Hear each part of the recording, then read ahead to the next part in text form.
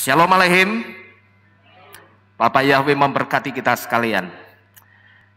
Saya juga menyapa saudara-saudara yang ada di rumah. Shalom Aleichem. Bapak Yahweh memberkati saudara yang beribadah dari rumah.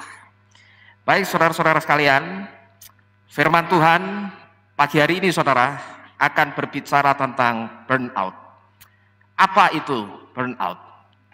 Istilah burnout ini pertama kali muncul sekitar tahun 1970-an. Istilah ini saudara dicetuskan pertama kali oleh seorang psikolog Amerika kelahiran Jerman yang bernama Herbert Freudenberger.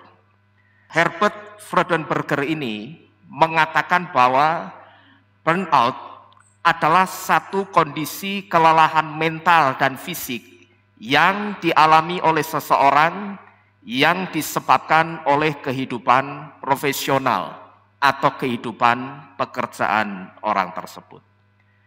Gampangnya saudara, burnout itu semacam stres berat karena rutinitas pekerjaan. Dan stres berat ini bisa dipicu karena yang pertama pada saat dia bekerja, dia tidak pernah mendapatkan apresiasi di pekerjaannya. Jadi apa yang dikerjakan itu selalu dianggap salah, saudara. Lalu burnout juga bisa dipicu karena kebosanan dalam pekerjaan yang dirasa monoton atau itu-itu saja yang dikerjakan. Jadi kalau sekarang ini saudara merasakan ada stres dengan pekerjaan, bahkan mungkin stres yang bukan karena pekerjaan, karena kelelahan mental itu tidak hanya datang dari rutinitas pekerjaan, tapi kelelahan mental itu bisa karena masalah di dalam keluarga, masalah di dalam lingkungan, atau apapun penyebabnya. Nah, kalau mungkin saudara sekarang sedang ada dalam kondisi seperti ini, bisa jadi saudara itu sedang mengalami satu sindrom yang namanya burnout atau kelelahan mental. Sekalipun saudara, saya katakan untuk membedakan burnout karena stres berat atau stres kronis karena masalah di luar pekerjaan, dan burnout karena kelelahan kerja itu tidak mudah membedakannya. Karena ternyata banyak faktor dalam pekerjaan itu yang bisa memberikan kontribusi untuk seseorang itu mengalami yang namanya kelelahan mental. Dulu saudara-saudara sekalian, anak-anak yang belajar di sekolah, ketika mereka tahu dan melihat ada anak yang homeschooling atau sekolah di rumah, anak-anak ini kemudian berpikir, enak ya, belajar bisa dari rumah, bisa lebih bebas. Tapi ternyata sekarang begitu setahun lebih anak-anak itu belajar dari rumah karena pandemi, rupanya tidak sedikit anak yang mengalami burnout karena sekolah mereka yang dikerjakan dari rumah.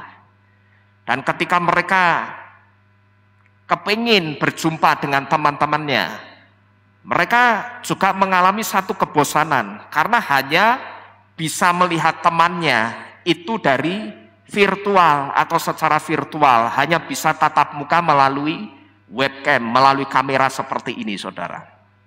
Nah, bahkan saudara, saya sering diberitahu oleh istri saya, ketika rapat orang tua murid secara online, di situ banyak orang tua yang stres karena dengan belajar dari rumah, orang tua itu harus ekstra ngajari anak.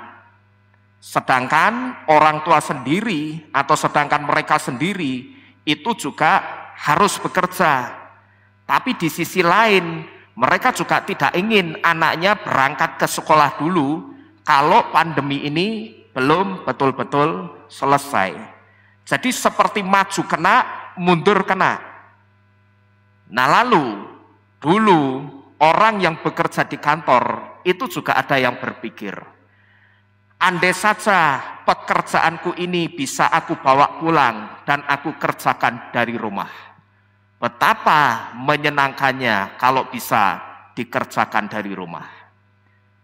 Tapi sekarang saudara, begitu pekerjaan kantor dibawa dan dikerjakan dari rumah atau dikenal dengan istilah work from home, rupanya orang yang bekerja dari rumah sekalipun itu masih bisa mengalami yang namanya burnout atau kelelahan mental.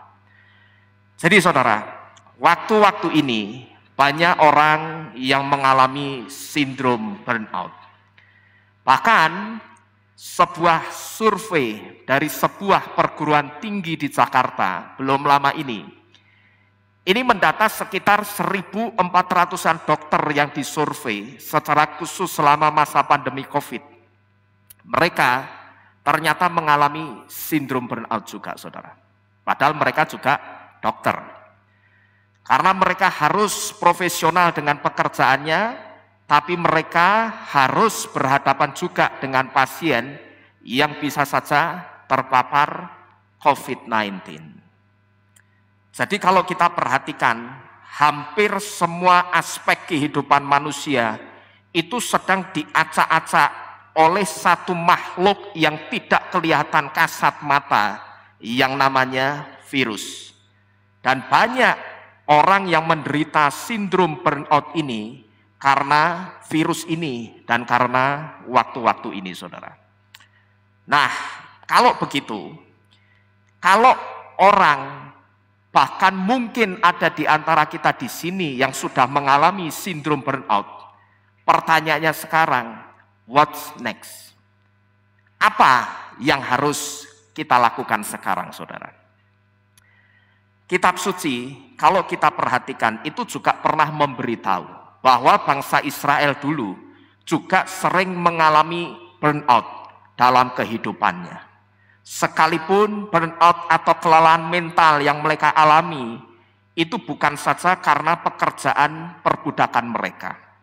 Tapi ketika mereka dikejar-kejar oleh musuh mereka untuk dibunuh, rupanya itu membuat mereka mengalami tidak hanya kelelahan fisik, tapi juga mengalami yang namanya kelelahan mental atau burnout ini, saudara. Nah, lalu apa yang harus mereka lakukan kalau sudah begini? Bapak Yahweh melalui Yesaya itu memberitahu, ketika seseorang itu lelah dengan kehidupannya, ini yang harus mereka lakukan. Apa itu, saudara? Coba kita buka bersama-sama di dalam kitab Yesaya pasal ke-40 ayat yang ke-28 sampai dengan yang ke-31. Yesaya 40 ayat 28 sampai 31. Saya bacakan buat saudara, di situ dikatakan, tidakkah engkau tahu, tidakkah engkau dengar? Elohim yang kekal, Yahweh, dialah yang menciptakan ujung-ujung bumi. Dia tidak menjadi lemah dan tidak menjadi lesu. Terhadap pengertiannya tidak pernah ada penelitian. Dia memberikan kekuatan kepada yang lemah dan kepada yang tidak berdaya dia menambahkan kekuatan. Bahkan orang-orang muda menjadi letih dan lesu dan teruna-teruna akan jatuh tersandung. Kita baca ayat 31. Tetapi orang yang menanti-nantikan Yahweh akan memperbarui kekuatannya. Mereka akan naik dengan sayap seperti Raja Wali, mereka akan berlari dan tidak menjadi lesu, mereka akan berjalan dan tidak menjadi lelah. Amin, saudara. Haleluya. Nah, saudara-saudara sekalian, kira-kira petunjuknya apa yang diberikan Bapak Yahweh ketika seseorang itu sudah lelah dengan kehidupannya? Orang itu akan disuruh apa kira-kira ketika ada aspek kehidupannya yang membuat dia lelah? Kira-kira orang disuruh apa, saudara? Coba saudara perhatikan di situ. Disuruh apa orang? Keluhnya itu ada di ayat 31, petunjuknya ada di ayat 31. Kira-kira ketika seseorang itu sudah lelah dengan kehidupannya, orang itu disuruh apa, saudara? Disuruh secara tidak langsung melalui ayat 31, orang itu disuruh koye Yahweh. Apa itu koye Yahweh? Koye Yahweh itu artinya menanti-nantikan Bapak Yahweh. Maka saya pun sekarang itu selalu berdoa Maranatha. Saya terus menanti-nantikan kedatangan Yesua. Di ayat 31, saudara, Bapak Yahweh itu memberitahu melalui Yesaya bahwa orang yang menanti-nantikan Yahweh, dia disebut sedang memperbarui kekuatannya. Dan ketika dia memperbarui kekuatannya, dia dikatakan tidak akan menjadi lesu dan tidak akan menjadi lelah lagi. Dan kita bersyukur, saudara, Tuhan yang kita nanti-nantikan kedatangannya itu sudah Tuhan yang benar. Amin. Ya, Tuhan yang kita nanti-nantikan kedatangannya nanti yang kedua kali, itu kita patut bersyukur karena Tuhan yang kita nantikan kedatangannya itu sudah Tuhan yang benar. Tapi kalau kita coba renungkan, saudara, menanti itu kan artinya menunggu. Artinya belum ketemu langsung dengan Bapak Yahweh-nya. Nah, kalau orang itu sudah mengalami perjumpaan langsung dengan Bapak Yahweh, lalu semua beban hidupnya itu keangkat, semua kelelahan mentalnya itu hilang, saya katakan wajar. Karena apa? Sudah ketemu dengan Bapak Yahweh sendiri. Tapi yang jadi masalah, yang namanya menanti itu kan masih apa? Menunggu. Paham, saudara ya? Kalau kita renungkan, saudara, menanti itu kan artinya masih menunggu. Artinya belum ketemu langsung dengan Bapak Yahweh-nya. Kalau orang itu sudah mengalami satu perjumpaan langsung dengan Tuhan, lalu semua beban hidupnya itu keangkat, semua kelelahan mentalnya itu bisa hilang, saya katakan wajar. Karena orang itu sudah ketemu langsung dengan Bapak Yahweh atau Yesua. Tapi yang namanya menanti itu artinya orang sedang menunggu. Nah, pertanyaannya, kenapa menanti-nantikan Yahweh atau hanya dengan menanti-nantikan Yahweh itu bisa memperbarui kekuatan kita? Bukankah orang yang menanti-nantikan sesuatu itu artinya dia sedang berharap? Kalau masih berharap, berarti kan belum dapat apa yang dia harapkan. Karena sesuatu yang dia harapkan itu masih dalam bentuk pengharapan atau masih dalam bentuk harapan. Nah, di sini kenapa Bapak Yahweh memberitahu bahwa orang yang menanti-nantikan Yahweh itu sebetulnya dia sedang memperbarui kekuatannya. Nah, ini saudara, tidak lain yang pertama karena yang ditunggu atau yang dinantikan itu satu pribadi yang tangannya memiliki kemampuan untuk menolong. Huruf Yod di dalam nama Yahweh yang memiliki arti hand atau tangan, dan Yod yang juga memiliki arti ability atau kemampuan, dan Yod yang juga memiliki arti help atau menolong, memberitahu kepada kita Elohim atau Tuhan kita itu tidak seperti Tuhan yang lain, saudara. Yang saya katakan yang bukannya menolong umatnya, tapi justru minta ditolong. Kalau untuk bangun tempat ibadah untuk nyembah Tuhannya saja mesti minta sumbangan sana sini, bukankah itu artinya dia Tuhan yang minta ditolong? Dan bukankah itu artinya juga dia Tuhan yang tidak bisa menolong?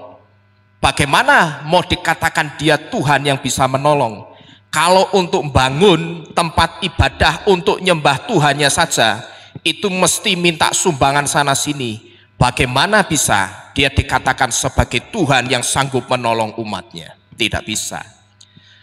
Nah, ini berbanding terbalik dengan Yesua. ketika Yesua disalib, Yesua itu bahkan masih bersyafaat untuk penjahat dan pemberontak-pemberontak.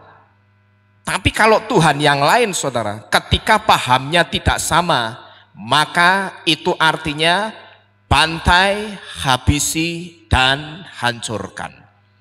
Ini kenapa? Kenapa dengan Tuhan yang lain ketika pahamnya tidak sama, itu artinya bantai, habisi, dan hancurkan? Kenapa semuanya bisa seperti ini? Ya ini karena tidak ada kemampuan di dalam tangan si Tuhan itu untuk menolong umatnya. Tapi ini berbeda dengan apa yang dilakukan oleh Yesua. Bahkan Yesua itu ketika dia disalib, dia masih bersyafaat, dia masih berdoa untuk penjahat yang ada di sebelah kanannya. Dia katakan apa dalam syafaatnya? Hari ini juga engkau bersama-sama dengan aku di mana? Firdaus. Lalu Yesua juga bersyafaat bagi para pemberontak. Dia katakan apa? Ya Bapa, ampuni mereka karena mereka tidak tahu apa yang mereka lakukan. Jadi kenapa kalau kita renungkan dan kita bandingkan antara Tuhan kita dengan Tuhan yang lain, Yesua ketika dia disakiti, dia disiksa, dia masih bisa bersyafaat. Tapi kalau Tuhan yang lain, konsepnya ketika pahamnya itu tidak sama, berarti itu artinya bantai, habisi, dan hancurkan. Nah, kenapa Tuhan yang lain seperti ini? Ya tidak lain karena tidak ada kemampuan di dalam tangan si Tuhan itu untuk menolong umatnya. Tapi Bapak Yahweh, tangan Yahweh itu tangan yang benar-benar memiliki kemampuan untuk menolong saudara. Saya bicara begini, itu bukan karena kita nyembah Bapak Yahweh, tapi memang Elohim yang kita sembah, di dalam namanya yang dikatakan ada pertolongan, itu bukan isapan jempol saudara, tapi ada buktinya. Huruf Yod di dalam nama Yahweh membuktikan kemampuan tangan Yahweh untuk menolong. Maka inilah kenapa dikatakan orang yang menanti-nantikan Yahweh, dikatakan dia tidak akan menjadi lelah lagi. Karena Yahweh yang kita nantikan, tangannya itu punya satu kemampuan untuk menolong kita. Tangannya itu saya katakan akan selalu memberikan kekuatan yang baru bagi kita. Amin. Ya, coba saudara perhatikan Pak Tri yang sekarang duduk di depan ini. Kalau bukan tangan Bapak Yahweh yang punya kemampuan menolong hidupnya, saya percaya dia tidak akan ada lagi bersama-sama dengan kita. Semalam saya telepon Pak Tri, dia bercerita dia sudah sampai di titik paling puncak merasakan burnout atau kelelahan mental karena sakit penyakit yang dia derita. Bahkan menurut ceritanya dia sudah sempat mengatakan kepada Tuhan, Tuhan, kalau 2 minggu lagi saya tidak sembuh, ambil saya saja. Betul Pak Tri ya? Ambil saya saja. Tapi pada saat dia menyerahkan dirinya sepenuhnya kepada Bapak Yahweh, kita lihat Tuhan sembuhkan dia. Ya, saudara lihat pada waktu di rumah sakit kondisinya seperti apa, melalui foto saudara bisa lihat. Tetapi sekarang beliau ini sudah berangsur-angsur pulih dan membaik. Saya dengar sudah sekitar sebulan ini kondisi kesehatannya membaik. Nah, saudara-saudara sekalian, inilah kenapa orang yang menanti-nantikan Yahweh, dia dikatakan tidak akan lelah lagi. Karena Yahweh yang kita nantikan, tangannya itu saya percaya selalu bisa memberikan kekuatan yang baru bagi kita. Maka saudara, setiap kali saya mau tidur, itu saya selalu berdoa. Saya selalu minta dan tidak pernah lupa, besok pagi Tuhan, bangunkan saya dengan iman dan pengharapan yang baru. Karena apa, saudara? Karena menunggu kedatangan Yesua itu kalau tidak dengan iman dan pengharapan yang selalu diperbarui, iman kita itu akan mudah goyah. Iman kita itu akan selalu ngomong apa? Masa sih Yesua akan datang lagi? Ini benar enggak sih Yesua itu akan datang? Dari dulu dibilang mau datang terus, tapi nyatanya kok enggak datang-datang, ya. Tapi kalau iman dan pengharapan kita untuk penantian kedatangan Yesua itu diperbarui setiap hari, penantian kita, saya percaya tidak akan mengecewakan. Dan iman kita itu tidak akan burn out, saudara. Tidak akan lelah. Iman kita tidak akan lelah menunggu waktu kedatangan Yesua. Ya, tapi ini dengan satu syarat, mintalah setiap saudara bangun pagi, mintalah dibangunkan dengan iman dan pengharapan yang baru. Iman dan pengharapan yang baru di dalam Bapa Yahweh, Tuhan Yesua dan Ruach HaKodes. Karena menanti-nantikan kedatangan Yesua itu kalau iman dan pengharapan kita tidak diperbarui, bahaya, saudara. Berapa banyak orang yang kemudian mengatakan di luaran sana, dari dulu ngomongnya Yesua mau datang, tapi kenyataannya sampai sekarang tidak datang-datang. Kita sudah diingatkan, saudara, bahwa kita hanya menghitung waktu sekitar 5 bulan lagi. Kalau benar seperti apa yang diprediksi bahwa Yesua diperkirakan akan datang pada awal tahun 5782, berarti itu artinya hanya sekitar kurang 5 bulan lagi kita sampai ke sana, saudara. Hari Sabat kemarin, satu pertanyaan penting ditanyakan buat kita. Kalau Yesua datang sebentar lagi, sudah seperti apa persiapanmu? Kita diberitahu dan kita diajak belajar cara mempersiapkan diri menjelang waktu kedatangan Yesua. Itu tidak hanya bisa kita pelajari dari kisahnya 5 gadis bijaksana dan 5 gadis bodoh, tidak. Tapi cara mempersiapkan diri menjelang waktu kedatangan Yesua itu juga bisa kita pelajari dari orang-orang Israel yang dibawa Gideon turun untuk minum air. Ada berapa macam kemarin, masih ingat enggak? Ada 3 macam. Yang pertama, orang Israel yang minum dengan cara apa? Menjilat seperti anjing. Ini gambaran dari apa? Orang yang tidak peduli dengan situasi zaman ini. Dia bukan orang yang tidak tahu situasi dan kondisi zaman ini sekarang seperti apa. Dia bukan orang yang tidak tahu. Dia ngerti betul, saudara. Cuman dia tidak peduli. Dan ini ditunjukkan dari sikap cara minumnya yang seperti anjing, menjilat air dengan lidahnya. Jadi minumnya itu delosor.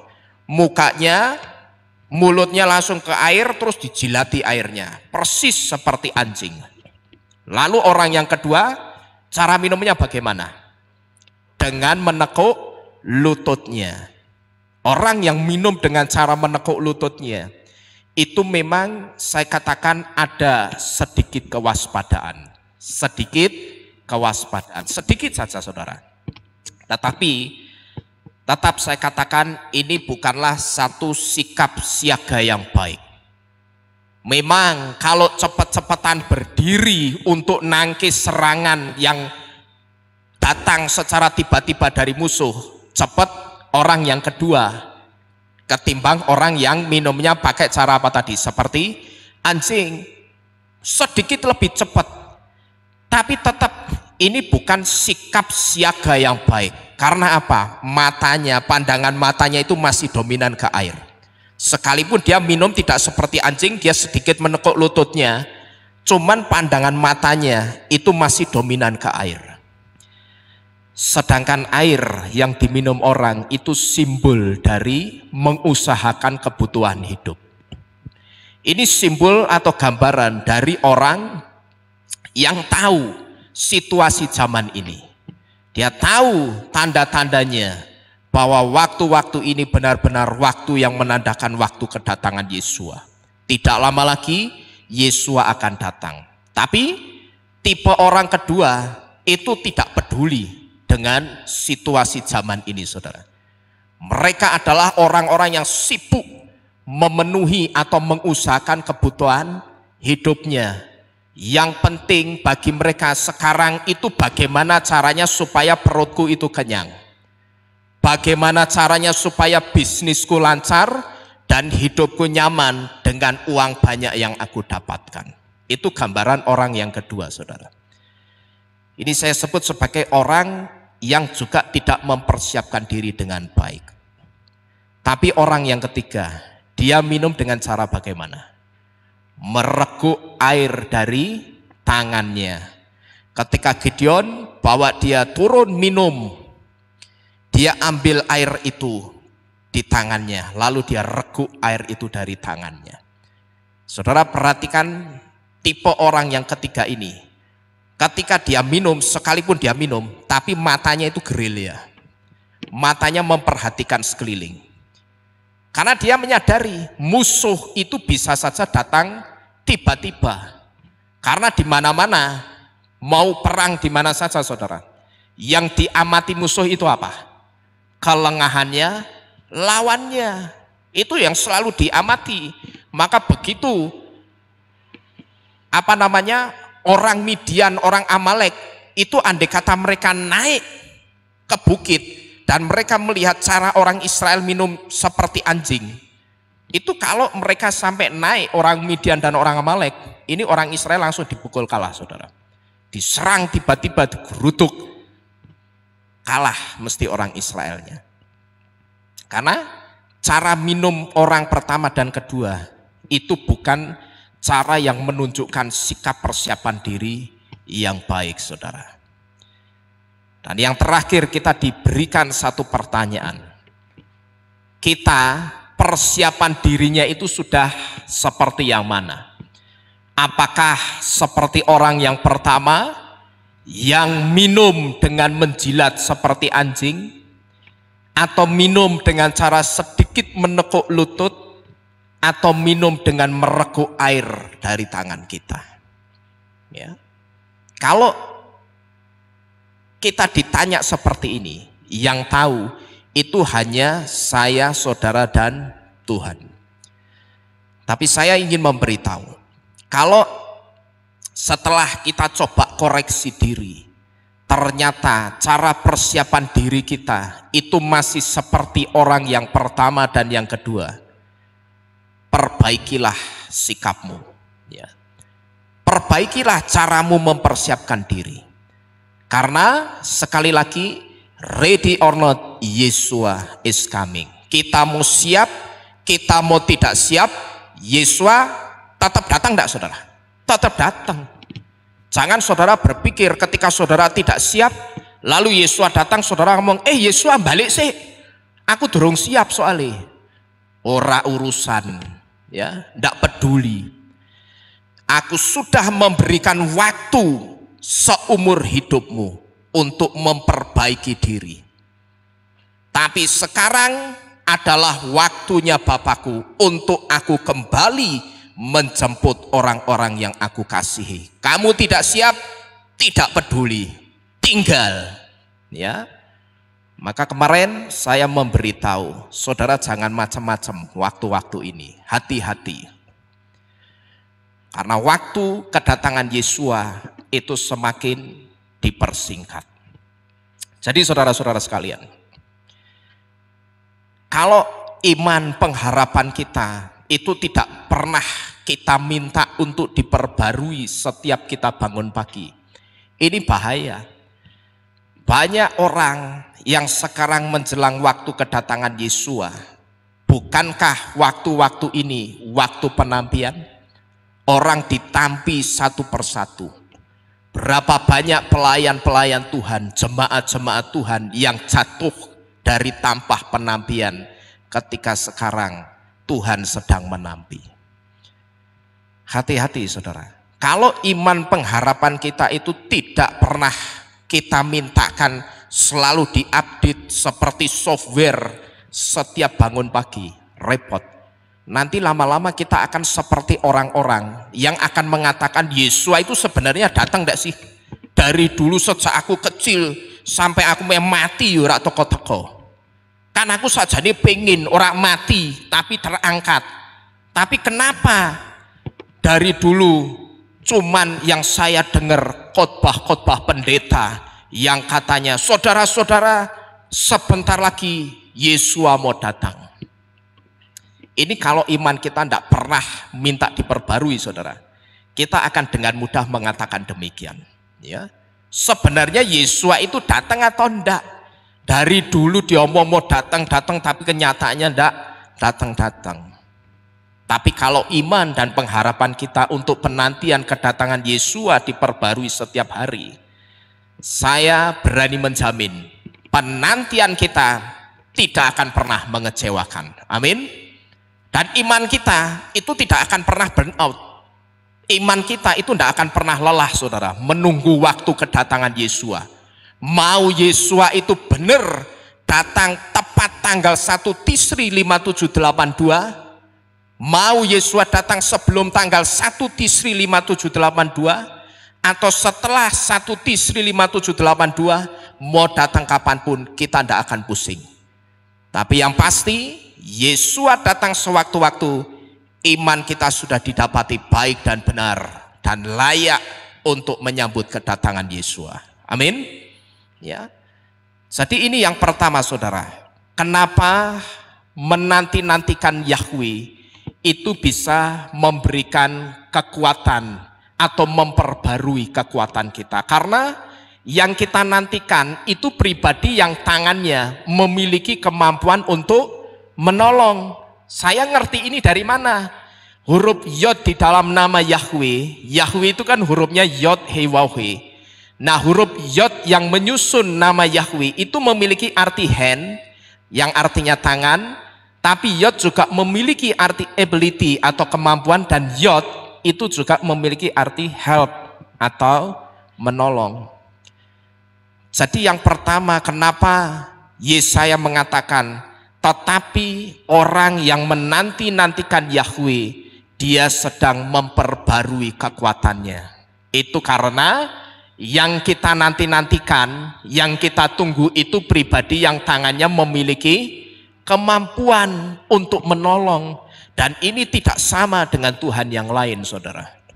Tidak ada Tuhan yang seperti Yahweh. Tidak ada saudara. Ya. Kalau Tuhan yang lain itu justru minta ditolong. Tapi kalau Bapa Yahweh dia akan menolong kita. Ini yang pertama. Kemudian yang kedua, penantian kepada Bapa Yahweh akan memperbarui kekuatan kita itu benar. Karena Yahweh menyediakan kehidupan bagi orang-orang yang menantikannya. Dua huruf He di dalam nama Yahweh yang memiliki arti provider atau penyedia, dan He yang memiliki arti life atau kehidupan, memberitahu kepada kita. Perlu saudara ketahui, sindrom burnout atau kelelahan mental itu tidak pandang bulu saudara. Siapa saja bisa kena sindrom ini.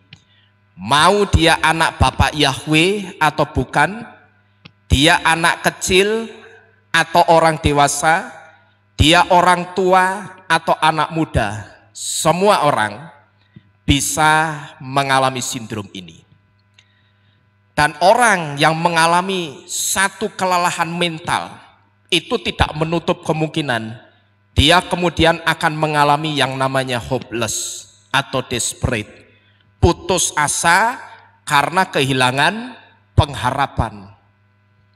Dan coba saudara perhatikan, kalau sudah kehilangan pengharapan, itu akan sangat mungkin untuk orang itu kehilangan semangat hidupnya.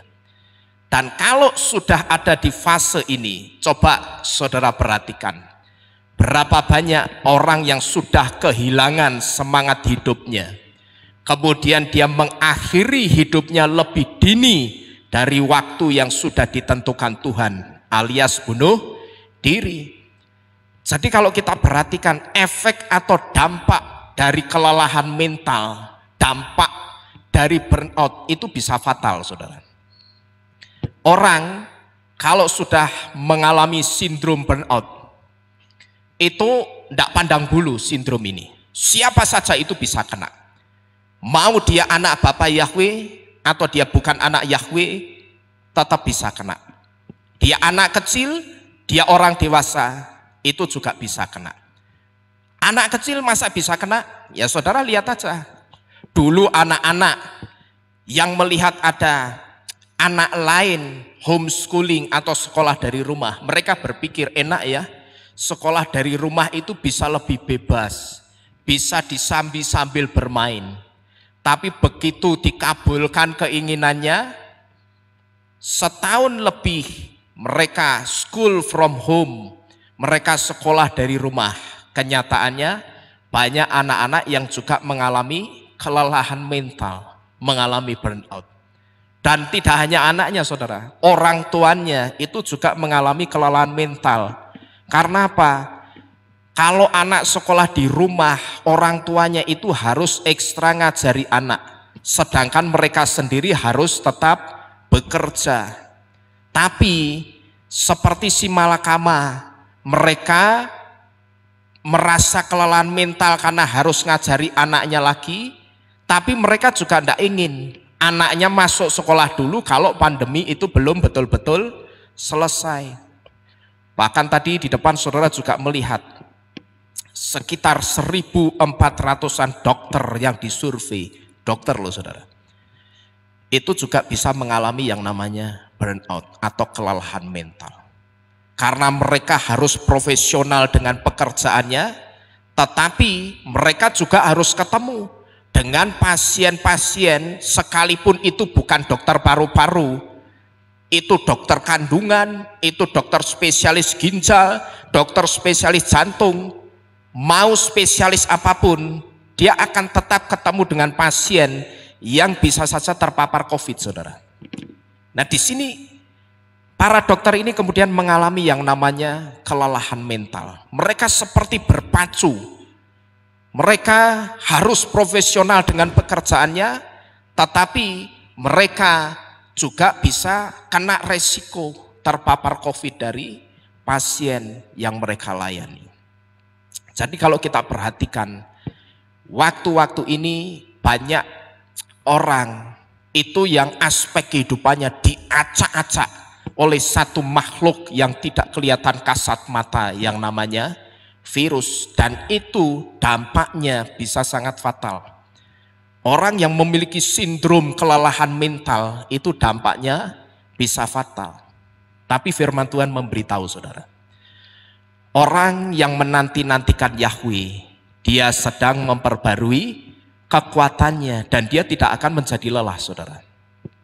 Dan andai saja orang yang hopeless atau desperate ini dia ingat Tuhan, dan dalam ingatannya itu dia ingat kepada satu janji Tuhan, bahwa Yesua itu pernah berkata, marilah kepadaku, hai kamu yang letih lesu dan berbeban berat, aku akan memberikan sentosa, aku akan memberikan satu kelegaan bagimu.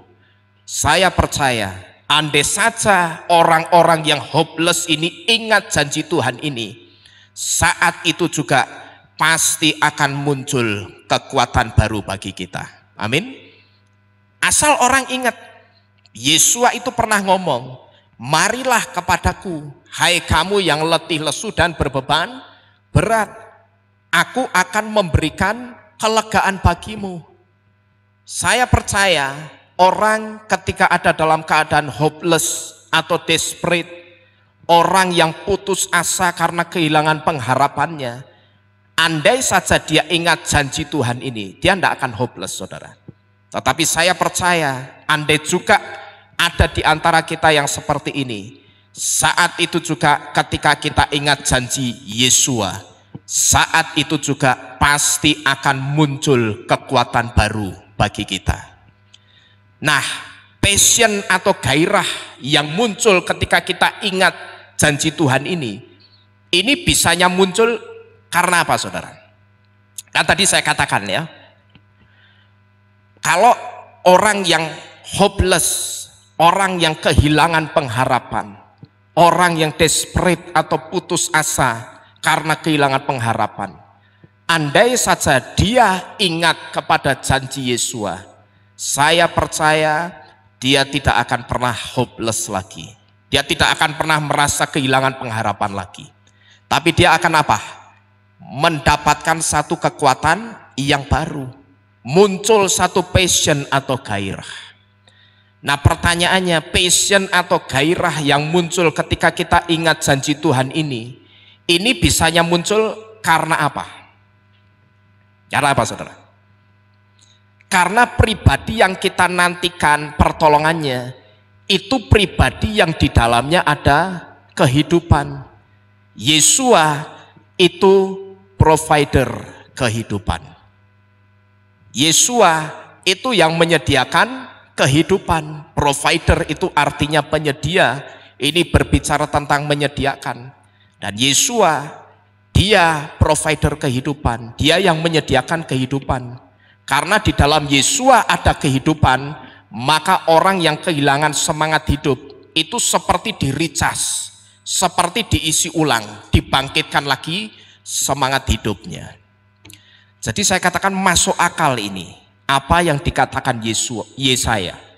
Ketika Yesaya itu mengatakan orang yang menanti-nantikan Yahweh itu sebetulnya dia sedang memperbarui kekuatannya, masuk akal.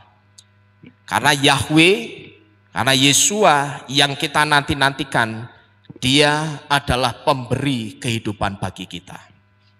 Dan saya juga katakan tidak kebetulan kalau arti dari huruf Ibrani He punya arti seperti ini, provider and life. Tidak kebetulan, saudara. Saya punya daftar arti-arti huruf Ibrani. Dan tidak mudah, karena satu huruf Ibrani itu bisa punya kedalaman makna, arti. Satu huruf itu bisa sampai artinya 50 kata. Maka disinilah saya harus minta hikmat.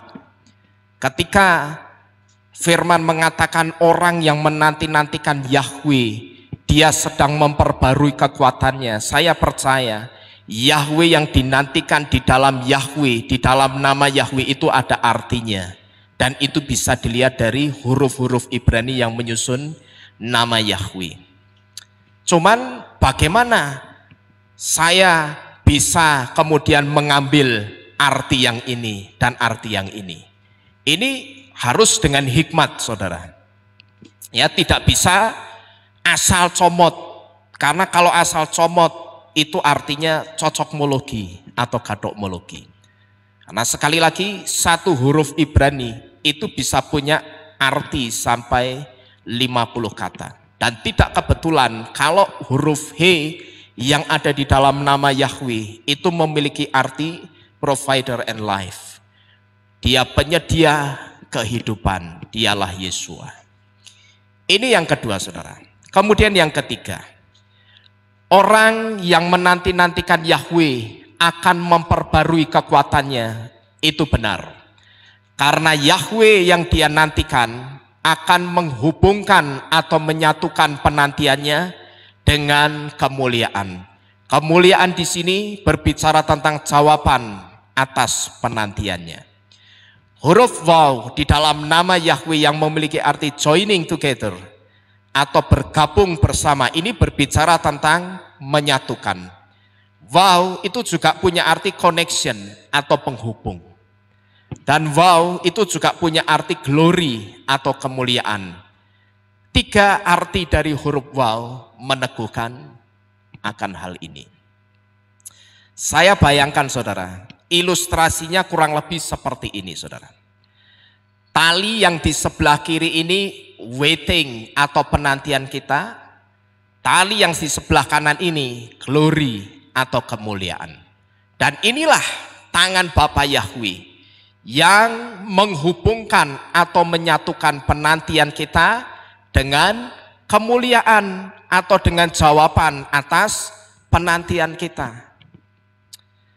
Kalau saudara masih ingat, dulu saya pernah mengajarkan di tempat ini tentang hatiqwah atau pengharapan. Kalau saudara masih ingat, ini konsepnya sama dengan hatiqwah atau pengharapan yang menjadi jembatan antara iman dan kasih.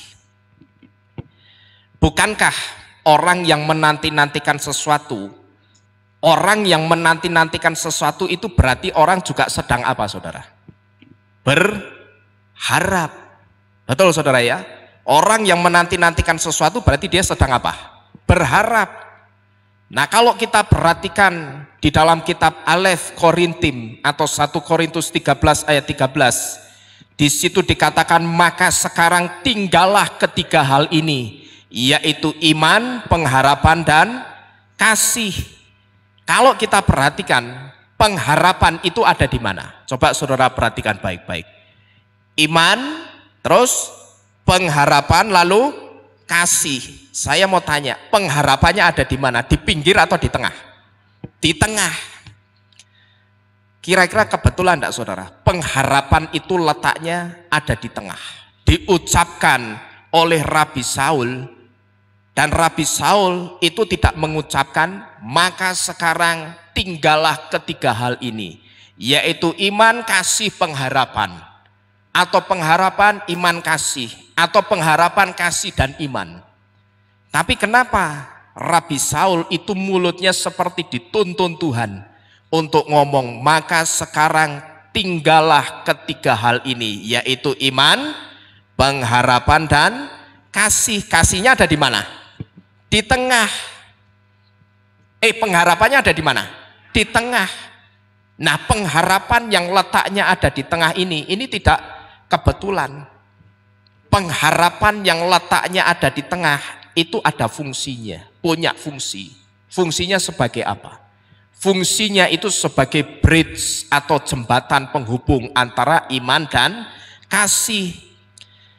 Saudara-saudara sekalian, ini artinya apa? Pengharapan itu penghubung antara iman yang adalah satu-satunya cara untuk bisa masuk ke alam mujizatnya Bapa Yahweh, dengan kasih yang adalah nafasnya Bapa Yahweh yang di dalamnya terletak mujizat itu sendiri. Kenapa saya katakan demikian? Karena dengan mudahnya Bapa Yahweh memberkati kehidupan seseorang itu semudah dia menghembuskan nafasnya. Saya sering memberitahu kepada saudara, ketika seseorang itu datang kepada Tuhan, dia minta diberkati kehidupannya, Bapa Yahweh itu akan dengan sangat mudahnya memberkati kehidupan seseorang itu hanya dengan hembusan, seperti dia menghembuskan nafasnya. Gampang bukan? Ya. Seperti itulah Bapa Yahweh caranya memberkati seseorang. Ketika orang datang, Tuhan berkati aku dengan berkat yang berlimpah-limpah. Tuhan jawabnya gampang. Cuman dengan sedikit hembusan napasnya, orang itu akan dibuat berkelimpahan. Tetapi demikian pula sebaliknya. Ketika apa yang menjadi berkat Tuhan itu justru membuat orang itu jauh dari Tuhan, maka dengan hembusan nafasnya yang mudah juga Bapa Yahweh akan hembuskan semua yang dia punya. Mau itu kekayaan sekaya apapun, dia punya apa saja. Tapi kalau apa yang menjadi berkat Tuhan itu justru menjauhkan dia dari Bapa Yahweh, orang begitu diberkati tidak pernah lagi ibadah, begitu diberkati tidak pernah lagi melayani. Saudara buktikan saja, tidak usah tunggu lama. Ya, orang-orang model begini nanti kalau berkatnya itu justru dideteksi Tuhan menjauhkan orang itu dari Bapa Yahweh, tidak lama berkatnya mesti dihembuskan Tuhan, saudara. Ya, karena apa? Sama seperti Tuhan memberkati seorang manusia, ketika orang itu minta diberkati, Tuhan juga dengan mudah. Dia cuman orang akan dibuat hidup berkelimpahan. Tapi ketika apa yang dia minta itu justru menjauhkan orang itu dari kasih Bapa Yahweh, maka apa yang dia minta itu juga akan dengan mudahnya dihembuskan Tuhan. Kalau tidak percaya, saudara buktikan sendiri. Ya, tapi saya berharap kita jangan jadi tipe-tipe orang yang seperti ini, yang ketika diberkati, kemudian kita jauh dari Tuhan. Saya sebut ini orang tipe kampungan, ya, orang kaya baru, saudara, OKB. Ya, coba saudara perhatikan orang kaya baru, begitu kaya sedikit saja, mesti apa? Lupa Tuhan. Ya, lupa sudah tidak ibadah lagi, sudah tidak pernah melayani lagi. Nah, kita, pola iman kita itu tidak boleh seperti itu. Ya, pola iman kita bukan seperti itu, saudara. Yang begitu diberkati justru membuat berkat itu menjauhkan kita dari Tuhan. Bukan seperti itu. Jadi dengan kata lain, saudara, pengharapan itu jembatan antara cara meraih mujizat dengan mujizat itu sendiri. Saya bayangkan ilustrasinya kurang lebih seperti ini.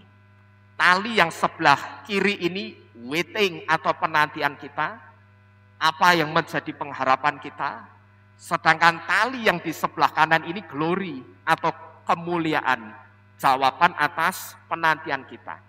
Nah, yang bisa menghubungkan cuman siapa ini? Bapa Yahweh. Yang bisa menghubungkan antara penantian kita dengan jawaban atas penantian kita itu cuman Bapa Yahweh. Maka dekat-dekatlah dengan Bapa Yahweh. Cuman nanti begitu sudah terhubung seperti ini, jangan lantas itu membuat kita jauh dari Tuhan. Jadi dengan kata lain, pengharapan itu jembatan antara cara meraih atau mendapatkan mujizat dengan mujizatnya itu sendiri. Dan kemuliaan di sini, saudara, ini bicara tentang jawaban atas penantiannya. Karena kemuliaan itu juga berarti, perhatikan baik-baik, kemuliaan itu juga berarti penantian yang dimunculkan atau penantian yang diwujudkan. Jadi sangat benar dan masuk akal apa yang dikatakan oleh Nabi Yesaya, bahwa ketika kita menantikan Yahweh, itu benar-benar sedang memperbarui kekuatan kita. Dan pagi hari ini, saudara, saya ingin mengatakan kepada saudara, diberkatilah saudara yang menanti-nantikan Bapa Yahweh. Karena saya percaya Bapa Yahweh pasti memberkati penantian saudara dan saya, dan Dia akan selalu menolong kita. Amin. Amin. Bapa Yahweh memberkati kita sekalian. Kita bersama-sama tunduk di dalam doa.